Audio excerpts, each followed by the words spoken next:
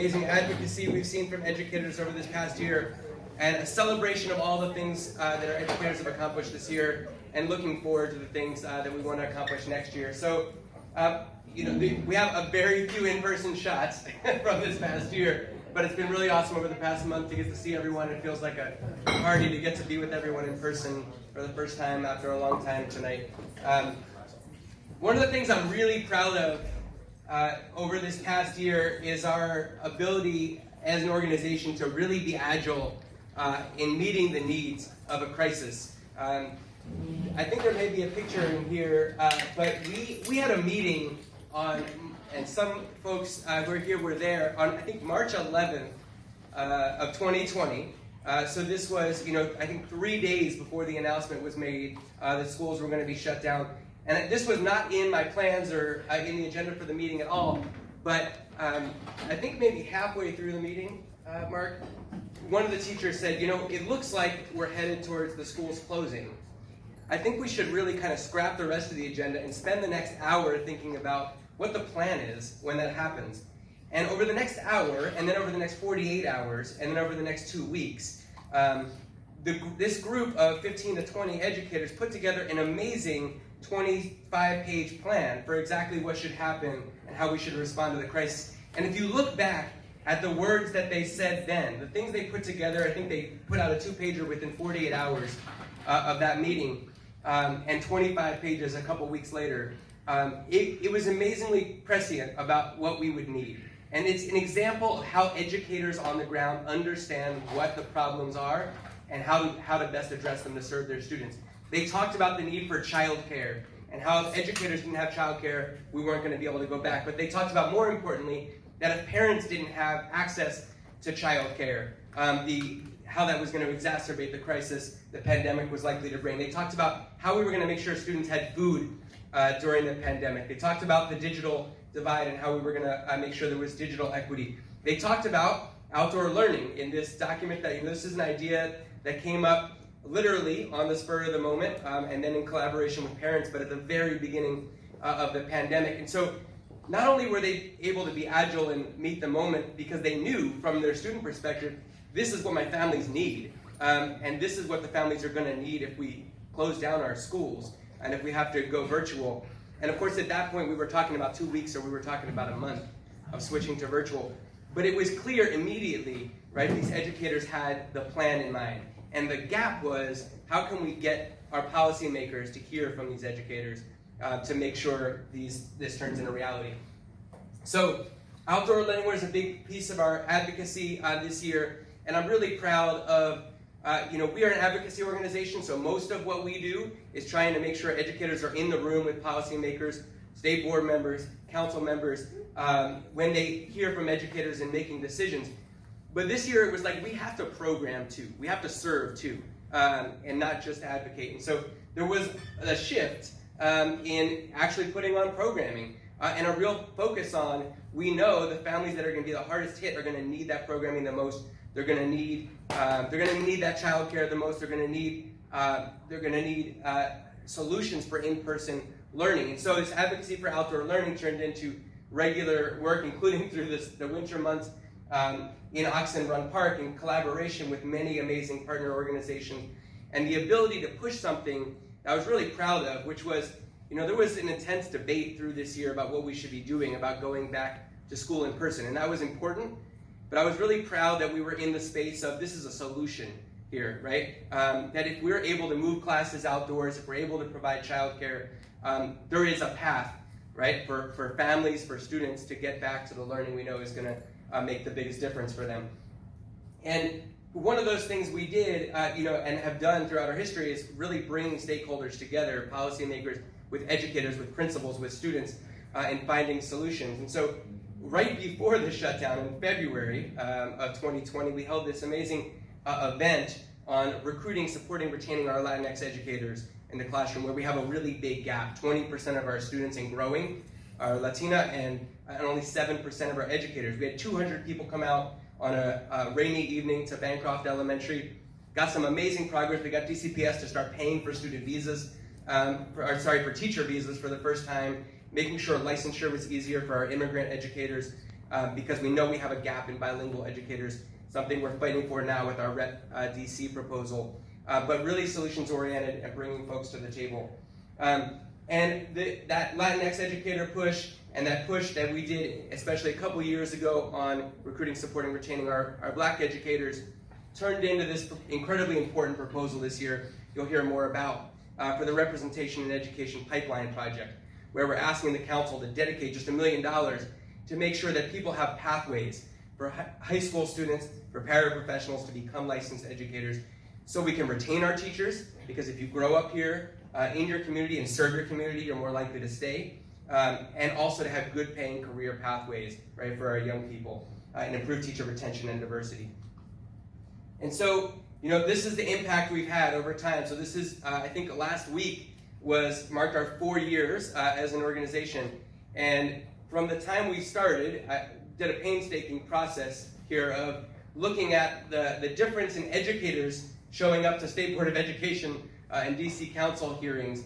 And we've had a very substantial jump in our ability to make sure educators are at the table and testifying and policymakers are hearing from them. But the part I'm proudest of, because it's why I started the work, was that when I first went to a state board meeting for the first time to testify about teacher turnover, what I noticed was people who looked like myself, and very few of them, and thought that that is not representative of our educators in the city, and we really need work to make sure that the policymakers are hearing from a representation of educators across the city. The majority of our educators are Black and Latino, and we need to make sure policymakers are hearing from them. The majority of our educators are in Ward 5, 7, and 8, and we need to make sure our policymakers are hearing from them. So the thing I'm proudest of is not this overall jump in testimony, but the fact that 3/4 of those who have testified, who are educators of color, have been due to our organizing over the past few years. And so we really made a difference in making sure policymakers hear from educators of color. And we are diverse by design and equity by design. If you look at our fellows for the next year, this is a breakdown, right? 55% Black, 18% Latino, 18% white, 16% AAPI, and there's overlap for good reason. I'm proud of our Afro-Caribbean educators and our educators across the spectrum joining us, half from DCPS, half from charter schools, a mix of all the subject areas. But what we're trying to do is not just represent the teacher population with our fellows, but represent the student population, because far too often our teacher population does not reflect our student population. So our goal is to make sure that our educators that are part of our work, that are part of our advocacy, reflect our students and the DC population. And so we've done a lot to drive the conversation, to make sure that things that we talk about are on the agenda, things that educators care about, whether that's teacher turnover. They are Stanford. Sorry, I'm not the best screen grab, but no, it's not. Sorry. Every time I do screen grabs, everybody's like, not that shot. But that's Stanford on the news last weekend. But whether it's teacher turnover or educator diversity, we're making sure that the issues that educators care about and that are important to our students are in the news and are on the agenda. And this is really important, and why this gathering is so important. And I'm really grateful to everyone who has sponsored this event, to everyone who's donated, because the majority of tickets here were donated and not people attending themselves. So we can really celebrate the educators who are part of this work. The majority of people here is that we are driven by what the educators say is important, not what a corporate funder says is important or a foundation says is important. But the vast majority of our money comes from individual donors and small donors. Folks like you have given, which means we're not afraid to take on some pretty controversial things, because we don't have anybody vetoing our agenda. We're thinking about what our educators think and know is important, whether it's transparency or mayoral control in our governance system, or whether standardized testing meets the moment in a crisis like this, or our representation in our educator workforce. And so we're going to hear a little bit now from some of our state board members, from some of our council members, and then we're going to award some Teacher Voice Awards to some amazing advocates over this past year. So I'm going to start with State Board Representative from Ward 1, Emily Gasoi. Thank you, Scott. And First, I just want to thank all of you. What are we, like 2 weeks away from the end of this insane 10 days. year? So, 10 who's counting? Who's counting? So just give yourselves a round of applause for making it through, because without you, where would we be? Don't even think about it. we don't want to think about that. But I will start by just saying that I am never happier than when I'm in a room full of teachers, and I really mean that. I was a teacher for nearly 10 years in Boston, and then when I came to DC, I worked with teachers at Inspired Teaching, and when I first heard about Empowered Ed when I attended a WISIT conference, which is, for those of you who don't know, it's a conference that empowers teachers through like networks of practice. And they have, people can sign up for conversations in between the official workshops. And so one of them was Scott Goldstein, and is Miss Rhonda here from Tyler? Okay, and Miss Rhonda, who many of you know, is a teacher at Tyler Elementary, and what the description was an organization that was just getting started to create more democracy in our city through empowering teacher voices. And I was like, oh my God, that sounds amazing. And I did just write a book about that. So if you want to know about that, you can ask me later. But so I went, and I was so excited about, everything they talked about was completely in line with everything I feel passionate about. And I asked at the end, what can I do? How can I get involved? And Scott said, well, what do you do? And I told him I work with Center for Inspired Teaching, and I am a parent, and blah, blah, blah. And he's like, we'll figure out how we can work with you. So I was like, oh no. Well, anyway, a little while later, somebody named Mark Simon, who's here, convinced me to run for the state board, and then, right away I saw that EmpowerEd was engaging with the state board to address this crisis in our city that really was not being taken seriously at that point, which is teacher attention. And so I got to finally jump right in and work directly with EmpowerEd, and I've been working with you all ever since. And I guess I would just end by saying that, one of the things that I look at when I look at an advocacy organization is who is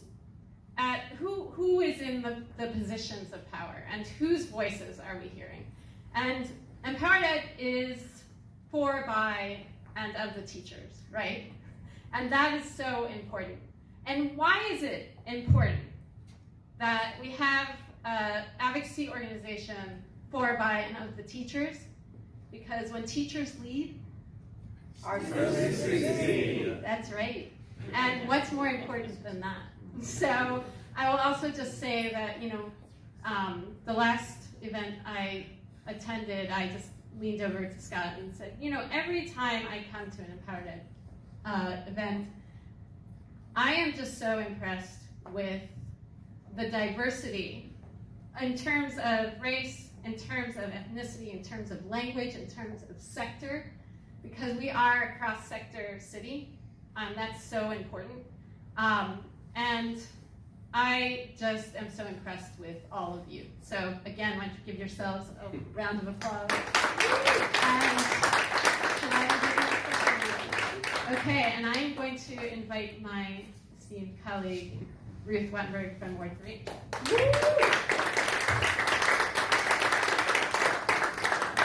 So I just want to see, is this on? I'm good.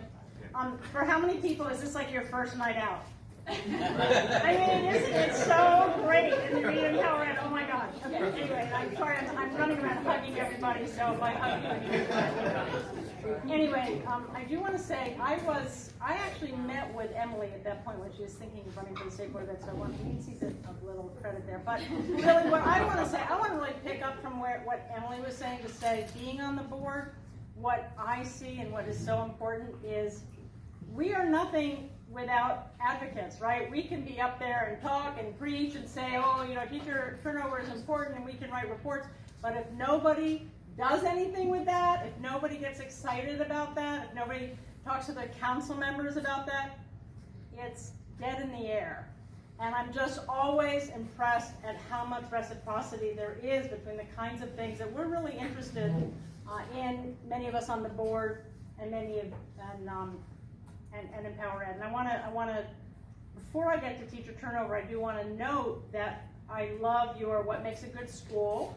Along with Jacques Patterson, we are the chairs of the board's committee to look at assessment and accountability, and we are revisiting the STAR framework. And you guys have been coming to talk to us for a year. And Maya and James are your chairs, and we're going to touch.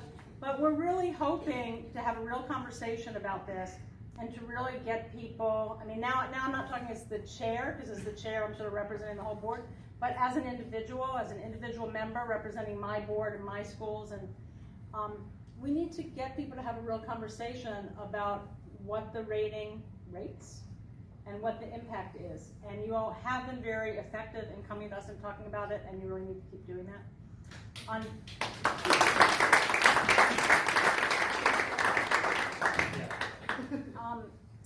On teacher turnover, you guys have been tremendous. You know that.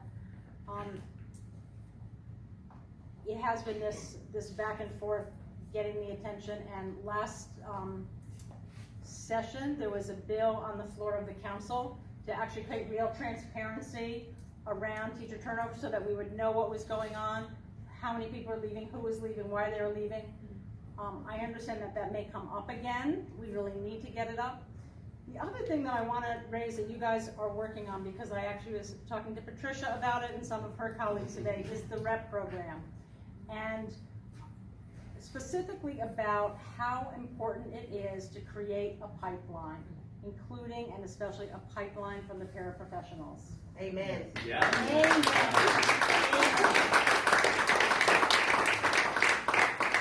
How do you solve teacher turnover? There's a lot of issues in teacher turnover. We know a lot of it has to do with the environment of the school and all of that needs to be fixed. And until it is, nobody, frankly, is going to stay for a very long time. I get that. But you also want people to come in who are from the city, who care about the city, who care about the kids who are in front of them, because they're also from our city, right?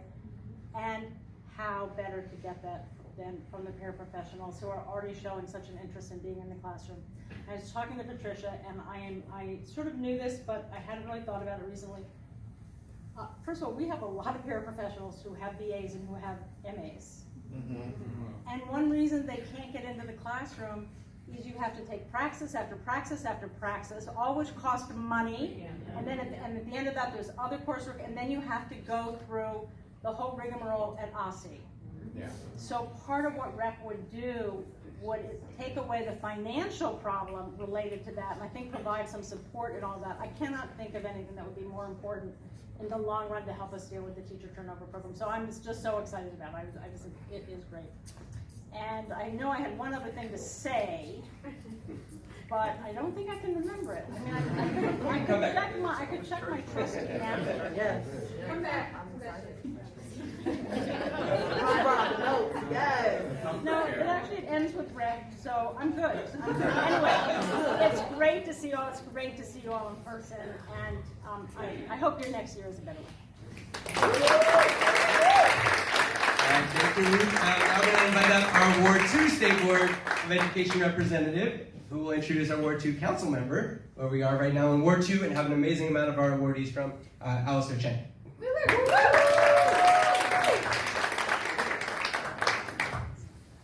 Hey everybody, it's really nice to be with you all tonight.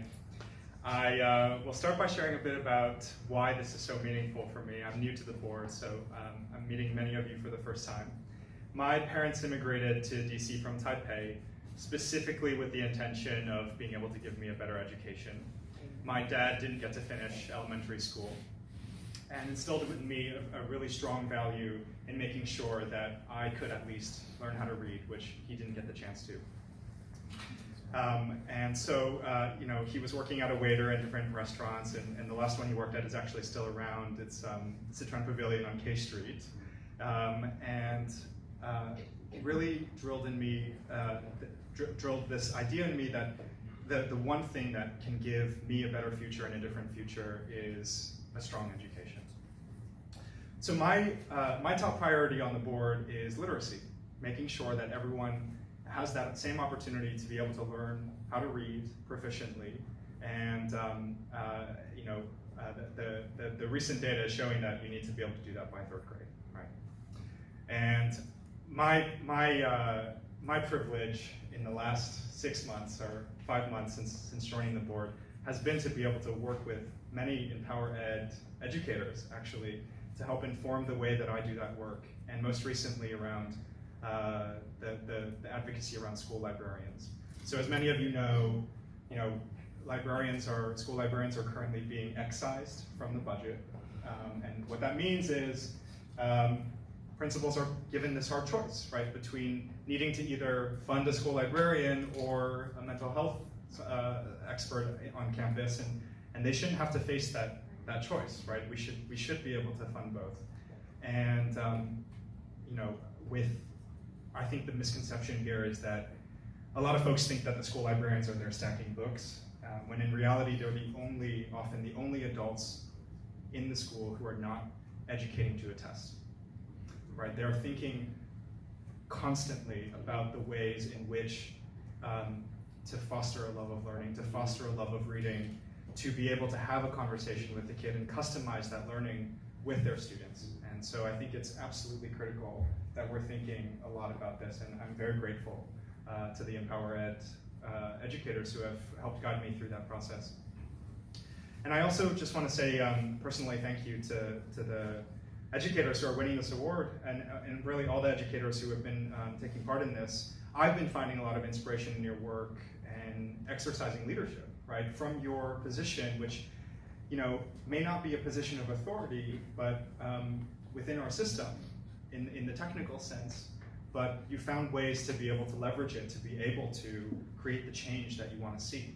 And I think that's not only an important learning for other educators and for those of us on the Board of Ed, but also for other communities, right? And I'll speak about my own communities. Personally, I think the AAPI community has so much to learn from the work that you've done. We've been trying to find a voice, right, in this last year as violence has gone up and felt particularly invisible. And I think that there's a lot that we have to learn from the ways that you found your voice and stepped up. So personally want to say thank you. And I also get the privilege now of introducing my council member, Councilmember Pinto, who has always, every time after a board meeting, when I follow up with her and say, hey, educators have told us this, can you help us dig into this? Can you help us look into it? Can you help us do something about it? She always responds to say, please tell me more, what can we do? And follows up and is actually cares and is actually taking this as a priority. And I can't imagine anyone better to work with in this role right now, and I'm really honored to introduce Councilmember Pinto.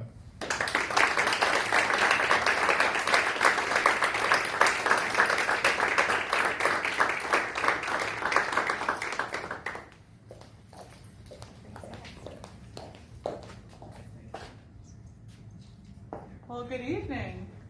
Wonderful to be here with you all tonight, and congratulations. I know it's been such a challenging year, and no one knows that more than teachers and the teachers and educators and advocates in this room. So from the bottom of my heart, thank you for all that you do for our families. I am the Ward 2 council member, so I represent the area that we are currently in, and many schools, from our youngest children to our universities to our adult learners, and the spectrum of interests and diversity that we see is really moving us forward as a city, and should continue and will continue to instruct us in our policy making. I've been the Ward 2 council member for about a year now. I won't call him out by name, but I met a very gracious educator tonight who said, I really love all you've been doing for the city. You're here tonight. So my goal is next year we'll have some B's and C's and D's for you all to be excited by. But, you know, when we think about policy making, especially when it comes to education, because people agree all the time. They say everything's about education. We have to support our young people. But the sentence can't end there. We have to support the supporters of our young people. We have to support our young people's changing needs, especially in the landscape we've seen this year. This is not a one-size-fits-all approach, nor should it be. That's not what our young people want or need. And I am extremely grateful to have the partnership of EmpowerEd to educate me on what the best path forward is. I had about a 1-week period between the special election and my swearing-in ceremony, and I think I had 3 conversations with Scott in that interim week. So there was no time wasted on advocacy on behalf of EmpowerEd, and I have come to rely on your advice and counsel throughout everything we've done in the council. I remember another phone call I had with you when you were hiking with your family, and I needed some advice on FOIA and making sure that there was transparency in our charter school system. And Scott somehow found service in the clouds and interrupted the family hike and graciously advised me to what I believe was the right decision to make sure that we have some transparency in our charter school system.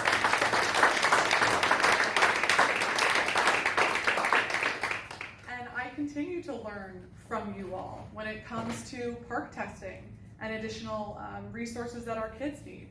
You know, 83% of DCPS teachers report that standardized testing is not meeting the need. So when we as policymakers and lawmakers look at that data, not only on individual conversations, which I've also had tonight and appreciate that feedback, that data is extremely instructive for us and does move the needle. When we talk to teachers about technology access, which we had a great conversation tonight, and the internet connectivity issues that are happening at school. There's been such a focus at the council for internet connectivity at home, which is a huge need and something we'll continue focusing on. But knowing that when there are 18, 19, 25 people in the same space trying to connect to internet and it's not working, we can only hear that input from teachers, and that will change our strategy moving forward. And so as we enter this budget season, I want you all to know that we value you. We value what you're doing as teachers and educators, and we value your insights as advocates to educate us and to allow us to give you all what you need, which we're continuing to hear is increased focus and investment in mental health for our students and teachers, for pipeline training, for our young teachers, especially as Scott mentioned, for our Native Washingtonians to grow up and become teachers and serve the community. Which is a wonderful thing, to have testing be true testing of what the child is learning and needs to be learning, not an overwhelming source of stress that's not providing any needed outcome. And so, thank you, Emily. So I'm just really thrilled to be here with you all. As Ruth mentioned, this is the first time out for many of us, which is very exciting. We're still catching our bearings. But I'm so thrilled to be here with you all. I'm so appreciative of all of the work, and especially to our State Board of Education, who many of whom are educators either by training or by heart. And your partnership is so helpful and important, and we need to make sure that you all have more authority and power as we move forward. So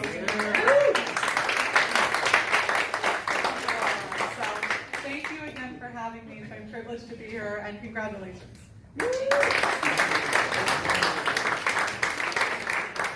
Thank you, council member, and thank you to all the state board members. Also want to shout out State Board President Zachary Parker. Thank you for being here. Former state board members, Marcus Batch is trying to sneak out right now, so don't shout. So we're going to do the awards real quick. I have a lot to say about each of these people. I'll try to keep it short, and then I'm going to ask each of our folks who have spoken, or all the elected officials in the room, if you mind joining us up here for a picture with each of our awardees after each one. So the first Teacher Voice Award, let me get our Teacher Voice Awards here to match our branding here. So our first Teacher Voice Award is for Caneisha Mills. Where's Caneisha? So we put out a nomination, and I have to read a little bit about what a fellow educator said about Caneisha. Caneisha was nominated by the students for the award most likely to be called Mom. Ms. Mills is a determined and diligent educator who loves her students. She has a stern yet caring approach. It was necessary to help the students navigate through this pandemic. She's a teacher's teacher and always involved in community events and organizations while encouraging her students, their families, and staff. And you know, that is what I think every educator wants to hear, most likely to be called Mom, that you have that relationship, that you're able to do what you need to do as an educator, but have that close personal relationship with your students. And so this particular award, going to Caneisha tonight, is that award for student advocacy and for standing up for your students. So Caneisha, thank you so much for all of your If I can have all the representatives, elected officials, if you don't mind hanging out at the front so we can get a picture with each of our awardees. So if you can just kind of distance as you feel comfortable or not. Get a picture with each of our awardees here.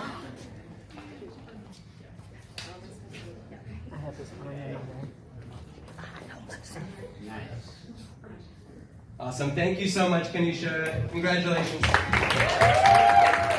Don't go too far, folks. So our next one, let's see if this is working anymore. So our next one is for an educator who has been with EmpowerEd for 2 or 3 years now.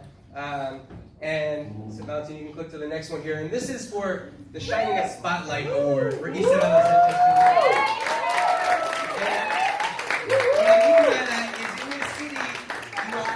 No one was talking about our Latinx educators for a very long time. There was not a conversation about this huge gap that we had and growing between the 20% of our students and the 7% of our educators, and the need to focus on them. And Isa has worked. I don't know how she does so many things at the same time. You got her co-teachers and fellow colleagues here. But she's on EmpowerEd's board. She's been a fellow for the last 2 years. She takes on every volunteer project she's asked to. And she takes on sometimes 2 or 3 meetings a week with state board members, council members, whoever else, to advance this representation education project, to advance the cause of our Latino and Latina educators. So for shining a spotlight on an issue that really needed it, thank you to Isabella Sanchez-Pimienta.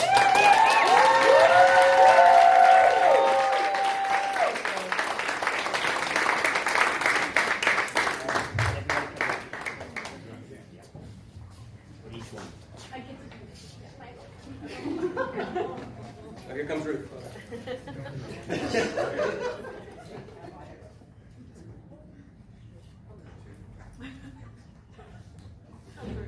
All right, thank you again to Isa.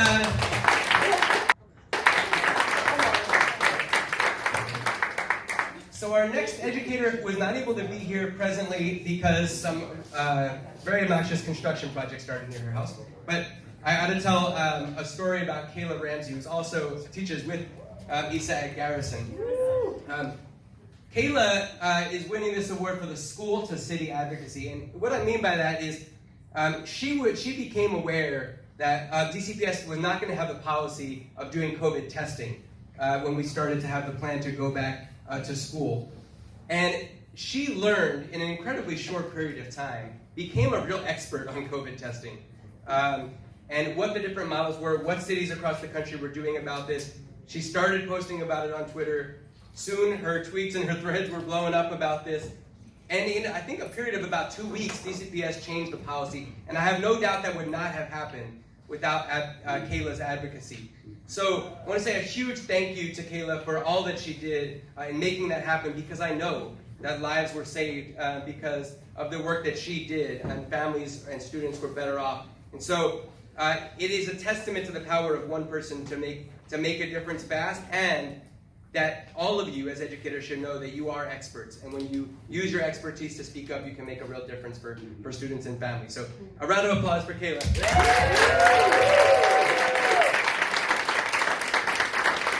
All right, everybody I think pretty much knows the next person I'm going to and that's Patricia Stamper. Now, this is, I named this award the Folding Chair Award because Shirley Chisholm said, if they don't give you a seat at the table, bring a folding chair. And that is what, and I have no doubt that Patricia Stamper has a folding chair probably in her trunk. I actually do. And she has a canopy in her trunk, a tent in case it rains. She's got a sound system in her trunk. She's got everything. She's got a refrigerator, all the things. So, Patricia Stamper just shows up all the time. And everybody here, especially elected officials, know that. And anybody who's part of on social media in any way. But Patricia Stamper shows up and she speaks out.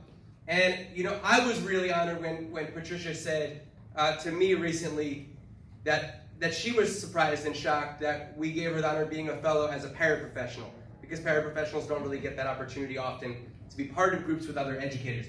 And what she has really been able to do is shine a spotlight on what it's like to be a paraprofessional. And I think without Patricia's advocacy, a lot of folks would not know what that is like. And so for her involvement in really every advocacy campaign that we're part of, and in particular on this Representation Education Pipeline Project, and advocating for her fellow paraprofessionals. Huge round of applause for Patricia Stamper.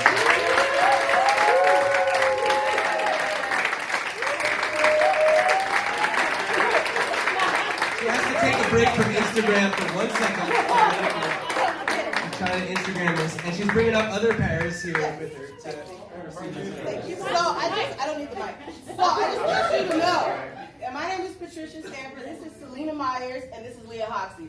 They're paraprofessionals that might Now, when you said about calling someone mama, who calls you mama all the time at work? The kids. Yes. She should be the one. I'm not knocking her, but she gets called mama a lot. So do I. Why are you recording this, Marcus? But I really appreciate, no, seriously, I really appreciate you, Scott, for taking a chance with me. I know sometimes I have colleagues at work that tell me, Stamper, don't say that. Don't say that, lady. Don't raise your hand. But I felt like it was needed. And I felt like, you know, I could keep being quiet and sitting in the back of the room and not saying anything. Or I could pull out my folding chair. So that's what thank you. Awesome, thank you.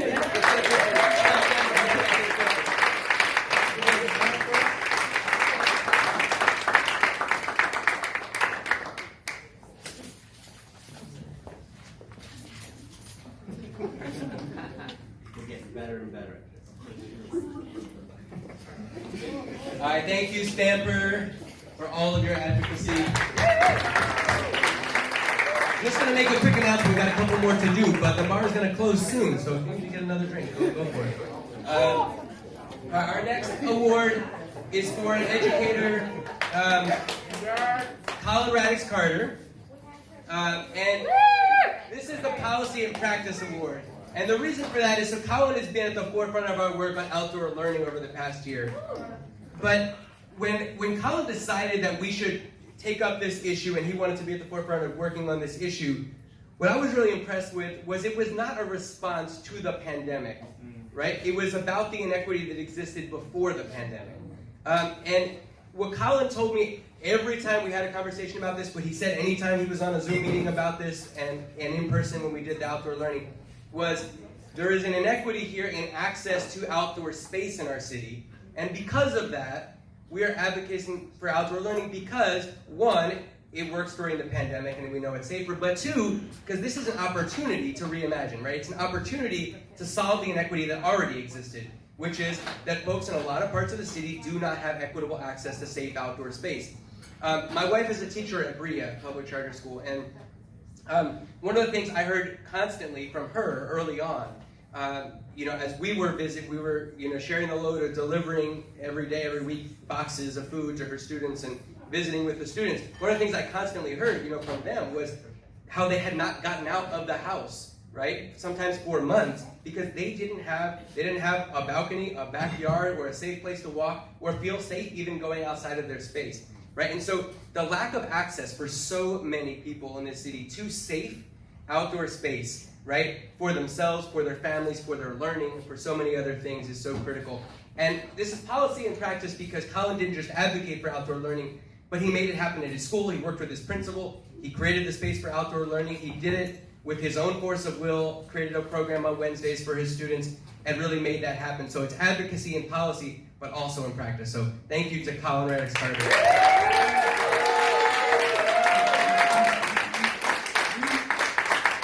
Let's get a quick photo here.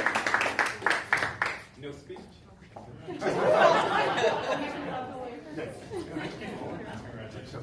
Ruth said it's far away.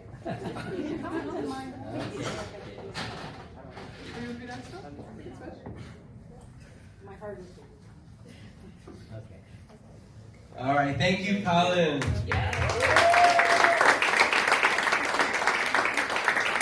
And our final awardee today is for Maya Baum.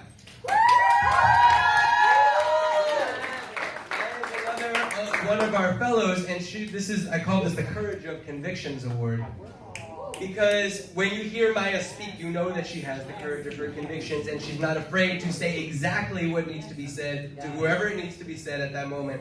Yep. But in particular, why Maya's winning this award is because of the agility of her own advocacy and how quickly she saw success when she stood up and said, it is not going to be to the benefit of our students, of our families, to take the PARCC test this year, because we know that's going to take a lot of time. And I will say, as a high school teacher, it took like 2 months, right, out of my classes often to make that test happen, in part because we never had internet access to do it all at the same time.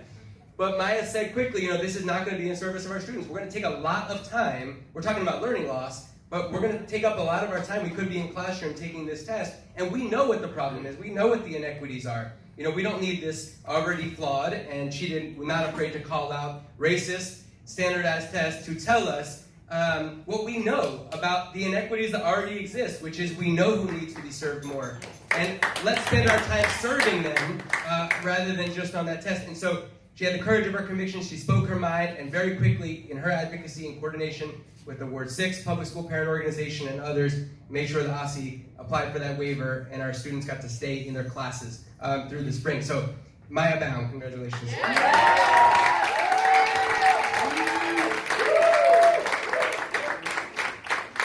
Last picture here.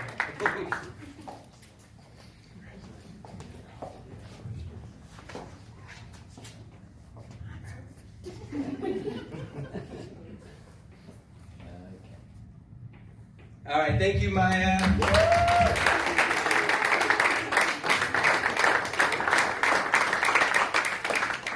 So I want to talk really quickly before we end. We're going to end shortly here and hopefully have just a few minutes to mingle before you take off. But a few things we're working on now and a preview of what's to come, this Representation and Education Pipeline Project. And this is really important because, as we've said, the mayor's budget, which came out a week or two, something like that, ago, put a lot of money into pathways for students to become police officers, $3.4 million. But did not include our proposal to spend a third of that money to help students become teachers. And I think that says something unfortunate about our values. And I know that's not DC values, but we have to make sure we protect DC values in our budget, which is that if we're going to say that being a police officer is a valuable profession, we then will also better be saying that teaching is a valuable profession, and that our educators who are at the root, right, our educators who are at the root of so many of the inequities that show up later in life deserve pathways, and our students deserve pathways to stay in their city and serve their city. And so we're going to keep fighting to hopefully make sure the council funds the Representation and Education Pipeline Project and help our students and paraprofessionals become educators. The second thing, Maya and James, who have their board over here on what makes a good school, continuing to fight to reform our star rating system and focus on support and not the stars. And what that means is what we should be about is helping our schools improve, and we should be about growth and support rather than labels. right? Because again, we know where the inequities are, but what we need to do is target our schools in the areas where they need to grow, where they're having challenges, and help support them. We need resources, we need to flood them with resources, and the educators through our pipelines and pathways, and all the tools that they need to address those areas that everybody cares about, and focus on our support and not the stars themselves. So, and the final thing, our Schools, Our Voice campaign. This is another place where we did not anticipate taking on governance this year. This is a hot button issue, and we know controversial. But the reality is, as we got through, we were working through the pandemic, what our teachers said in one of the meetings was, we're tackling a whole lot of different issues, but it keeps coming back to the same thing, which is we don't feel like we have an avenue to change things, right? That, we want these policy outcomes, but under the way our mayoral control system works right now, we don't feel like we have the path. Because we do hear the state board listening to us, but the things that we hear the state board saying 6 months ago, right, the mayor still has not done. So what is our path, right? Because we know what the solutions are. Our educators said them within 2 hours of the thought that schools might close. But for some reason, the great ideas from the public, from our students, from our teachers, from our families are not becoming reality. And so we're going to keep fighting to make sure we have a governance system that doesn't say to black and brown communities that they should have less democracy than white communities have. So we're going to make sure that we have a governance system that reflects our values and our democracy. And so finally, just a couple of thanks as we close out here. Our sponsors for tonight who donated tickets so that all of our teachers could attend. The Barber Home Group, Mark Vernon from Mandy and David team over here, if you're interested in finding a house, talk to Mark. Ben's Chili Bowl, who donated generously and always supports our teachers, and Andy with Busboys and Poets, who provided our food tonight. So a big thank you to all of the sponsors. And just a reminder to sustain our advocacy. So again, we are not driven by a big corporate foundations. We do not take money from the Walton Family Foundation on purpose. And that is, we want to be driven by what our educators say is important, right? And not someone else's agenda. And what that means is we rely on folks like you who have donated to come tonight, but we also rely on folks to sustain our organization. So I want to say thank you to and encourage you all to scan this code or go onto our site and think about giving $10, $15, $20 a month, because that is really how we sustain, by having a lot of people give small grassroots donations so we can listen to our teachers and make sure our students are served accordingly. So I want to thank you so much again for coming tonight. Thank you for all of the advocacy and all of the work that all of you have done. Feel free to grab a drink, talk to each other a little bit more. But again, thank you so much for coming and supporting all this important teacher work. Thank you.